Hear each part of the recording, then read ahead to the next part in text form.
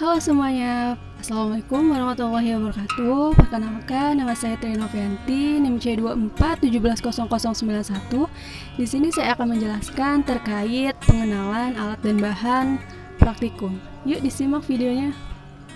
Berikut alat dan bahan dalam pengantar praktikum laboratorium. Alat yang pertama yaitu mikropipet. Di sini mikropipet berfungsi sebagai alat untuk mengambil larutan dengan volume tertentu. Lalu selanjutnya di sini ada vortex yang berfungsi sebagai alat untuk menghomogenisasi larutan yang akan dihubungkan ke arus listrik. Alat yang ketiga di sini ada mini inkubator yang berfungsi sebagai alat mengontrol atau menjaga suhu di dalam inkubator. Selanjutnya ada alat yang bernama hot plate stirrer yang berfungsi untuk mengaduk atau mencampurkan dan menghomogenkan larutan kimia dengan menggunakan medan magnet. Di sini ada alat yang bernama elektroforensis yang berfungsi sebagai alat untuk memisahkan komponen atau molekul bermuatan berdasarkan perbedaan tingkat migrasi dalam sebuah medan listrik.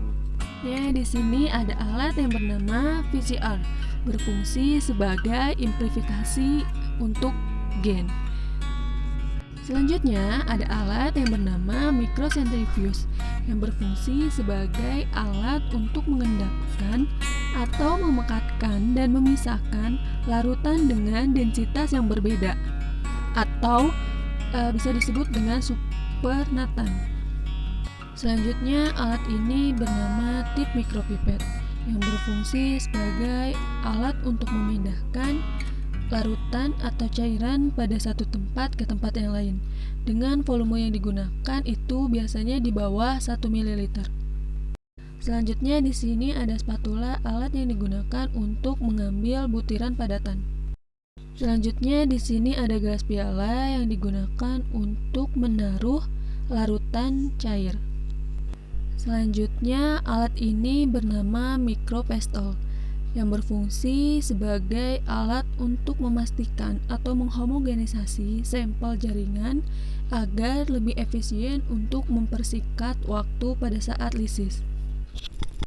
Berikut, alat ini bernama GD column yang berfungsi untuk menahan atau mengikat DNA. Berikut ada box ice. Berikut alat ini bernama box ice yang berfungsi untuk menyimpan sampel yang akan diawetkan. Selanjutnya ada bahan yang akan digunakan untuk praktikum.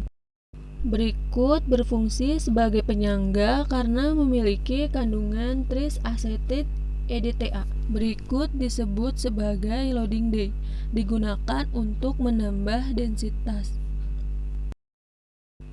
Selanjutnya larutan ini berfungsi untuk mengencerkan bahan primer. Lalu dilanjutkan, ini ada DNA, RNA shell digunakan untuk proses metabarcoding atau pengawetan sampel. Selanjutnya, larutan ini bernama GBT buffer yang digunakan untuk membantu proses penghancuran jaringan pada sel. Lalu yang terakhir, bahan ini bernama etanol. Sekian penjelasan dari saya. Wassalamualaikum warahmatullahi wabarakatuh.